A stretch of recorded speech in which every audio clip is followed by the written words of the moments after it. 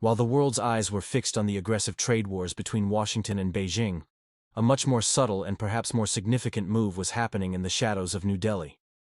For decades, India has been seen as a strategic ally of the West, a democratic counterweight to China's influence in Asia. But money speaks louder than diplomacy. Recent financial data reveals a startling trend.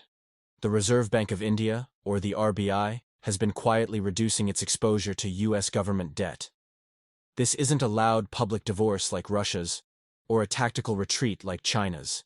This is what insiders are calling the quiet exit. We are talking about an estimated $50 billion in U.S. Treasuries being unwound. Today, we investigate why one of America's most critical partners is distancing itself from the U.S. dollar, and what this means for the future of global finance. To understand India's financial moves, you have to understand its foreign policy. India does not believe in allies. It believes in partnerships. This is the doctrine of multi-alignment. Under Prime Minister Modi, India has mastered the art of playing both sides. It buys oil from Russia despite Western sanctions. It joins the BRICS alliance while also being a member of the Quad with the US, Japan, and Australia. But the weaponization of the US dollar during the Ukraine conflict changed everything. When the US froze Russia's foreign reserves, it sent a shockwave through the central banks of the global South. The RBI realized that if its reserves are held in U.S. Treasuries, they aren't truly India's assets. They are permission-based assets. The $50 billion unwinding is not a sign of hostility. It's a massive insurance policy against Western financial dominance. Where is that $50 billion going? The answer is shiny, heavy, and ancient. In 2024 and 2025, the RBI became one of the world's largest buyers of gold.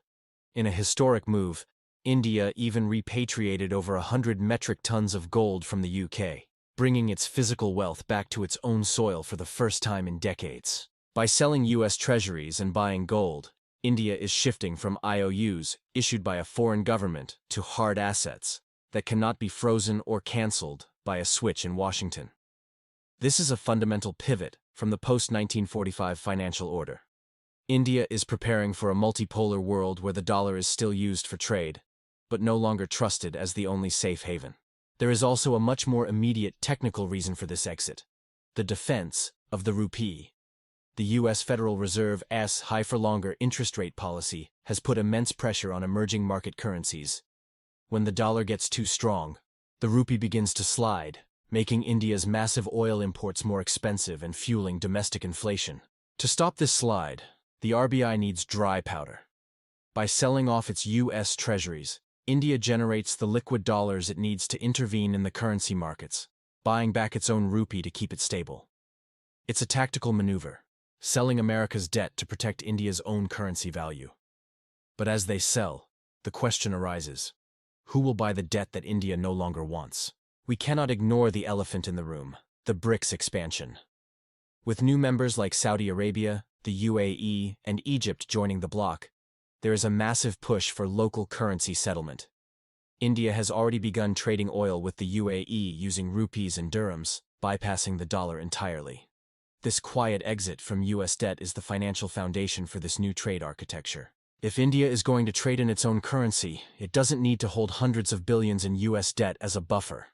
The unwinding of $50 billion is a signal to the world that the age of the petrodollar is being replaced by a more fragmented, complex, and localized system of trade. The quiet exit of India is perhaps more dangerous for the US dollar than the loud exits of its enemies. When your rivals stop buying your debt, it's expected. When your partners start quietly selling it, it's a sign of a structural shift in global trust. India is not trying to crash the US economy. It needs America as a market and a technology partner. But it is refusing to be a captive audience for America's mounting debt. The $50 billion unwinding is the first major crack in the financial bridge between Washington and New Delhi. As India rises to become the world's third-largest economy, it is making one thing clear: its financial destiny will be written in rupees and gold, not in the debt of a distant superpower.